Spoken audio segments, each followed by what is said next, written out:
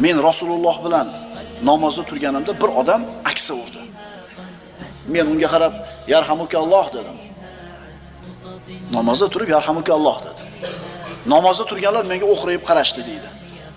Men yana to'xtamasdan, "Ha, onalaring yo'qotib qo'yib yig'lagunlar, nimaga menga go'layishasan" dedim. Shunda hammasi soniga qo'lini urib qoldi. "Ha, demak meni tinchishimni talab qilyapti ekan" deb jim bo'ldim dedi. Namoz tugaganidan keyin Payg'ambarimiz sollallohu alayhi vasallam ota-onam u zotga fido bo'lsin. U zotdan avval ham, keyin ham u zotdan ko'ra go'zalroq ta'lim beradigan bironta muallimni ko'rmaganman. Allohga qasam, g'udirmadi ham, urmadi ham, so'kmadi ham. Nima dedi? Albatta bu namozdir. Unda odamlarning so'zlarini gapirish mumkin emas. Albatta u namoz, tasbih, takbir va Qur'on tilovatidir.